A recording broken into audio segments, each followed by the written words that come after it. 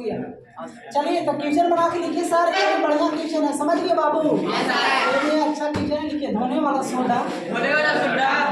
Soda का बनाने की विधि। ना अभी नहीं सर, बनाने की विधि, अभी रुक जाइए आप लोग। बनाने की विधि, गुण तथा उपयोग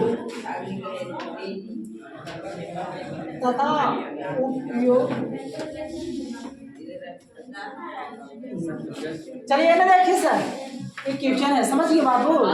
तो सबसे पहले याद रखिएगा, पिछले क्लास में बताए थे खाने वाला सोडा, कुछ बताए थे खाने वाला सोडा में हमने बताए थे उसका बनाने का विधि, बस इसमें इतना बात लिखना है सर, बनाने की विधि में देखिए तो बनाने की विधि, बस इतना इसमें लिखिएगा आप लोग। अमोनिया सोडा, कौन सोडा? अमोनिया सोडा, कल बताए थे ना बाबू? बनाने की विधि में बस इतना लिखो, अमोनिया सोडा, कौन सोडा? अमोनिया सोडा, या इसी को बोलते हैं हम लोग साल्वे विधि। कौन विधि? साल्वे विधि। अमोनिया सोडा या साल्वे विधि द्वारा तैयार किया जाता है। किसके द्वारा? साल्वे विधि द्वारा तैयार किया जाता है। साल्वे विधि द्वारा हो जाएगा ना?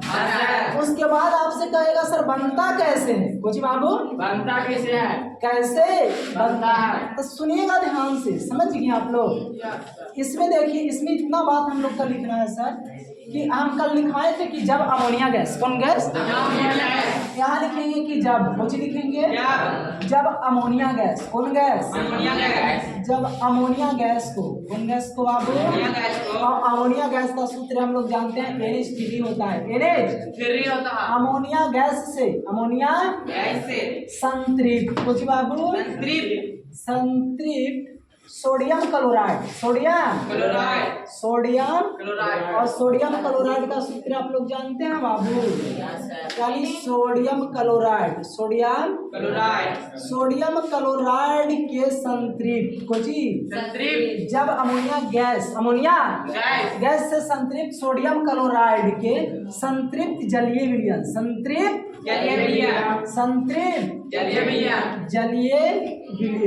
जलीय विलयन में CO2 गैस, कौन गैस? CO2 गैस प्रवाहित करने पर, CO2 गैस प्रवाहित। और बताइए सर, CO2 गैस जब प्रवाहित कर देते हैं तो उसके बाद हम लोग का बनता है खाने वाला सोडा। क्या प्राप्त होता है? ये करने पर खाने वाला सोडा, बोलेंगे खाने वाला सोडा प्राप्त होता है। खाने वाला सोडा का सूत्र होता है NaCO3, ये प्राप्त होता है। समझ गए आप लोग? उतारना बंद कीजिए सर, समझ गए? याद देखिए पहले ध्यान से। अब उसके बाद सर यहाँ बोलेंगे इतना बात हो जाएगा, तो पहले ही वाला चीज है, खाने वाला सोडा में जो लिखा है उतना है कि नहीं? अब यहाँ से हम लोग लिखेंगे कि सर कि जब, सोचिए बाबू, क्या लिखेंगे कि जब सोडियम कार्बोनेट, मेरा बोलेंगे सोडियम बाइकार्बोनेट, जब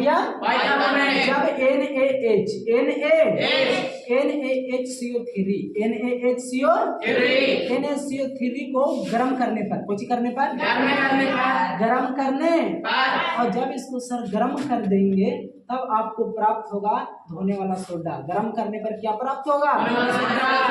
धोने वाला सोडा। याद रखो, इससे धोने वाला सोडा प्राप्त होता है, लिख लीजिएगा ना बाबू। जैसे यहाँ पे रासायनिक समीकरण देखिए, NaHCO3, अब इसको सर हम लोग गर्म करेंगे, कुछ करेंगे बाबू? और जब इसको गर्म करिएगा बाबू तो आपको प्राप्त होगा NaCO3, समझ गए आप लोग?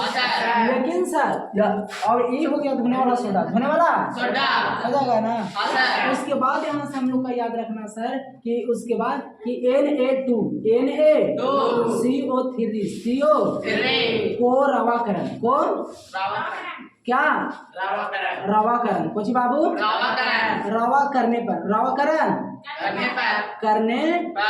रवाकरण करने जब रावा करने इसको करेंगे सर तो याद रखिएगा Na2CO3 CO into 10H2O into 10H2O प्राप्त होता है 10H2O प्राप्त होता है।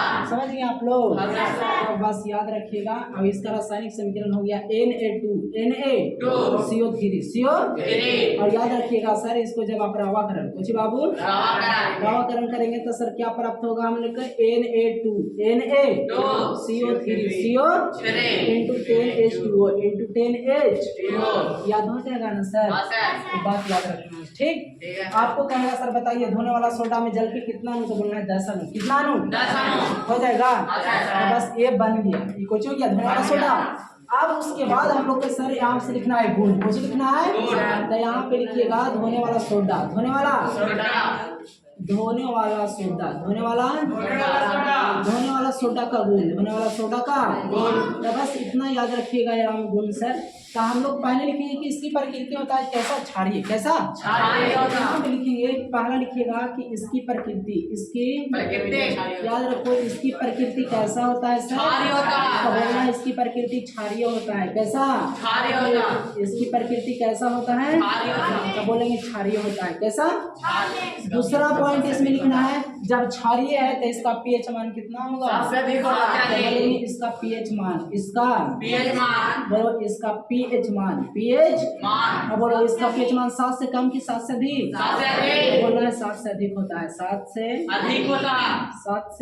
अधिक। उसके बाद हम लोग को बोलना है सर तीसरा पॉइंट इसमें गुण लिखिएगा ना बाबू कि यह अम्ल से अभिक्रिया कर ये सबसे पहले बाबू लवण क्या बनाता है और प्लस H2O और प्लस CO2 प्राप्त करता है CO2 प्राप्त हो जाएगा ना? लिख दीजिएगा ठीक। जैसे देखिए Na2CO3 CO ठीक है सर। जब अम्ल से अभिक्रिया करेगा किससे अभिक्रिया लेते हैं HCl हाइड्रोक्लोरिक अम्ल इससे अभिक्रिया करेगा सर तो यहाँ पर प्लस चार्ज है इस पर माइनस होता है यहाँ पर प्लस है इस पर तब वो प्लस वाला दोस्ती करेगा माइनस के साथ और सोडियम क्लोराइड यहाँ से बना लेगा और साथ ही साथ जल बना देगा कुछ बना देगा साथ ही साथ CO2 गैस निकालेगा कौन गैस? समझ गए इस बात को? यहाँ से सर नीचे जाना रहा है नहीं जाना रहा है तो यहाँ से सर याद रखिएगा। उसके बाद यहाँ से लिखिएगा चौथा क्या बाबू? यहाँ से लिखिएगा आप लोग चौथा पता चल रहा है इतना? चौथा यहाँ से लिखना हम लोग का बाबू कि Na2CO3 CO इंटू 10H2O को 10H यानी धोने वाला सोडा को तीव्रता से अगर तीव्रता से गर्म करने पर तीव्रता से गर्म कर देंगे गर्म करने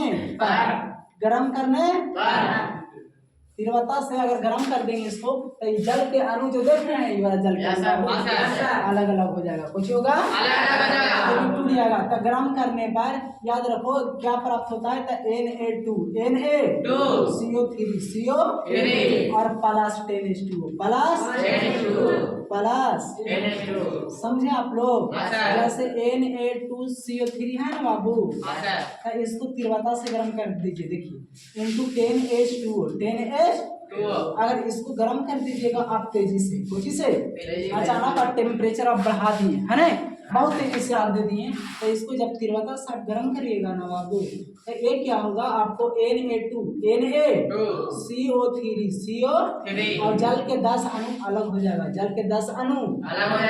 समझे? और इसलिए इसको बोला जाता है सोडियम अनाद्र कुछ बोलेंगे इसको अनाद्र सोडियम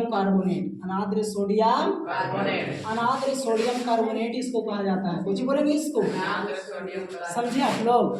उसके बाद अगर बात किया जाए पांचवा सर बोलेंगे कि इसमें कुछ बोलिएगा यहाँ पे पांचवा बोलना है कि इसमें उत्फुल्लन का गुण पाया जाता है कौन चीज? उत्फुल्लन कुछ बोलेंगे उत्फुल्लन का गुण पाया जाता है ठीक ने? उसके बाद लिखना उत्फुल्लन क्या होता है सर, तो याद जैसे धोने वाला सोडा का सूत्र होगा Na2CO3 × 10H2 होता है। तो जब इसको हवा में कहाँ अगर हवा में छोड़ दीजिएगा ना खुले सर, तो जल के जो 10 अणु है 9 अणु को त्याग देगा, 9 अणु को, और बाकी एक अणु को रखेगा, जल के एक अणु को, और उसका नाम है Na2CO3 × H2 कुछ है। और जब एगो H2O बचा तो उसका नाम हम लोग बोलेंगे सोडियम, कुछ बोलेंगे सोडियम कार्बोनेट ऑफ मोनोहाइड्रेट, कुछ बोलिएगा, यही प्राप्त होता है। ठीक, तो यहाँ लिखेंगे कि इसमें उत्फुल्लन का गुण पाया जाता है, इसमें उत्फुल्लन का गुण। अब यहाँ पे लिख लेंगे सर कि उत्फुल्लन क्या होता है, उत्फुल्लन क्या होता है, हाँ यहाँ पे लिख लेना है कि उत्फुल्लन कहेंगे किसको, है ना।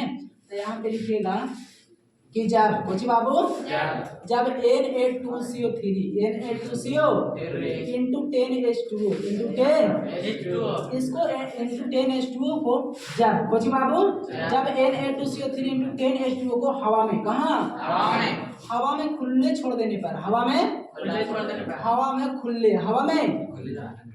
खुले छोड़ देने पर जो जल है कुछ बाबू जल के 9 अणु को त्याग देता है, 9 अणु को त्याग देता, और यही 9 अणु को त्याग देना है कुछ क्या रहता है सर, इसी को उत्फुल्लन बोलते हैं। इसी को क्या बोलेंगे, इसी को उत्फुल्लन कहा जाता है, कुछ बोलेंगे बाबू, इसी को उत्फुल्लन कहा जाता है, हो जाएगा ना। अब इसका उपयोग इधर नजर आ रहा है सर, पता चल रहा है ने। तो देखिए उपयोग में सबसे पहले हम लोग लिखेंगे क्या, देखिएगा सुनिएगा, पहला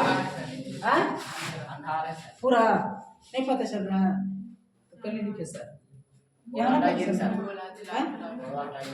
पूरा